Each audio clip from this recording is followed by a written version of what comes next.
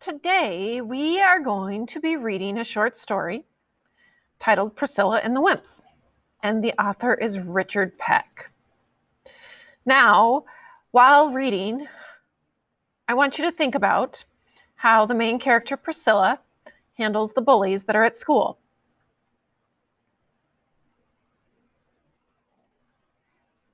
Listen, there was a time when you couldn't even go to the restroom in this school without a pass. And I'm not talking about those little pink tickets made out by some teacher.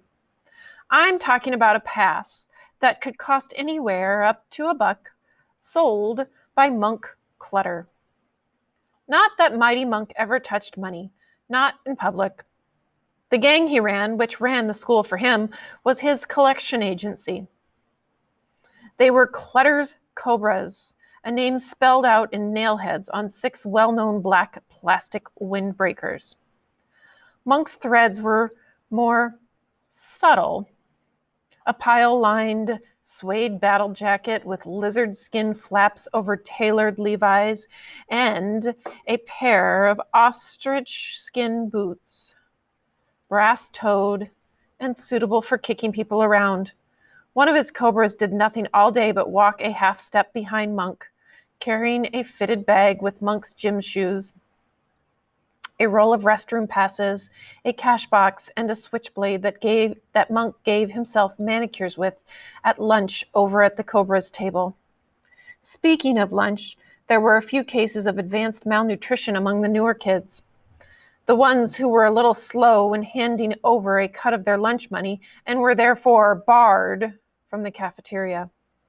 Monk ran a tight ship. I admit it. I'm 5'5", and when the Cobras slithered by with or without Monk, I shrank. I admit this too.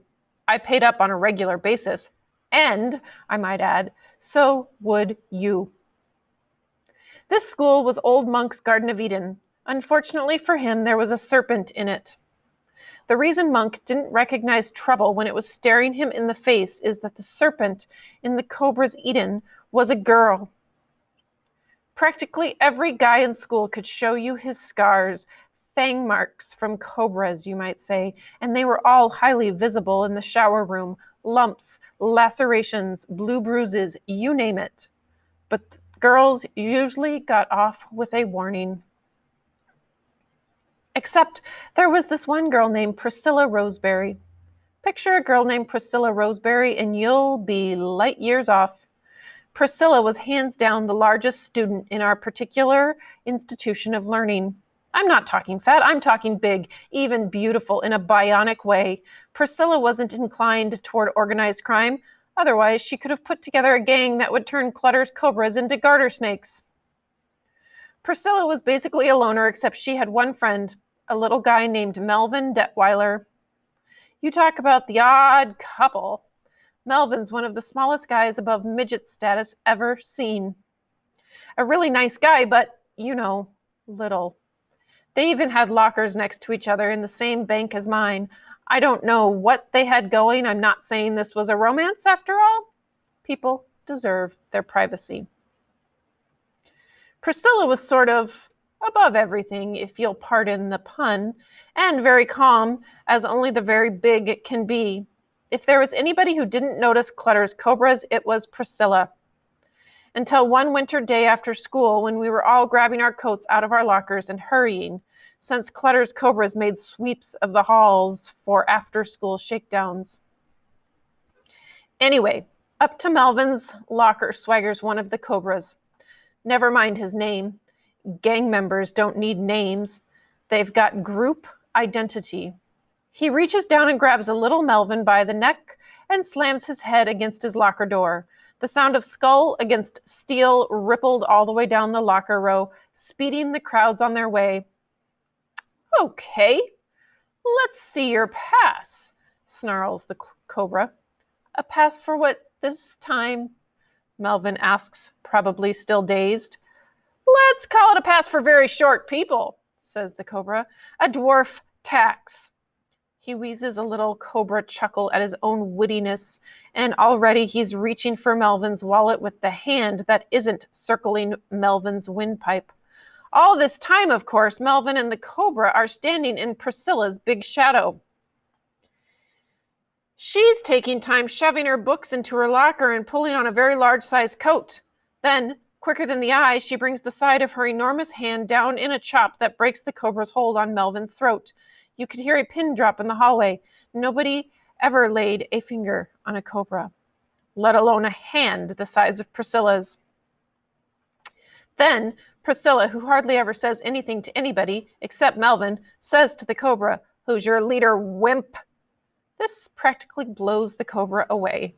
First, he's chopped by a girl, and now she's acting like she doesn't know Monk Clutter, the head honcho of the world. He's so amazed he tells her, "Monk Clutter? Never heard of him," Priscilla mentions. "Send him to see me." The cobra just backs away from her like the whole situation is too big for him, which it is. Pretty soon Monk himself slides up. He jerks his head once, and his cobras slither off down the hall. He's going to handle this interesting case personally. "Who is it around here who doesn't know Monk Clutter?" He's standing inches from Priscilla. But since he'd have to look up at her, he doesn't. "Never heard of him," says Priscilla. Monk's not happy with this answer, but by now he's spotted Melvin, who's grown smaller in spite of himself. Monk breaks his own rule by reaching for Melvin with his own hands. "Kid," he says, "you're going to have to educate your girlfriend." His hands never quite make it to Melvin. In a move of pure poetry, Priscilla has Monk in a hammerlock, his neck's popping like gunfire, and his head's bowed under the immense weight of her forearm. His suede jacket's peeling back, showing pile. Priscilla's behind him in another easy motion, and with a single mighty thrust forward, frog marches Monk into her own locker. It's incredible. His ostrich skin boots click once in the air, and suddenly he's gone, neatly wedged into the locker, a perfect fit. Priscilla bangs the door shut, twirls the lock, and strolls out of the school. Melvin goes with her, of course, trotting along below her shoulder. The last stragglers leave quietly. Well, this is where fate, an even bigger force than Priscilla, steps in. It snows all that night. A blizzard. The whole town ices up, and school closes for a week. So while you were reading, your job was to think about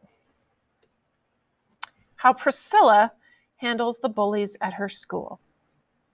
So keep that in mind.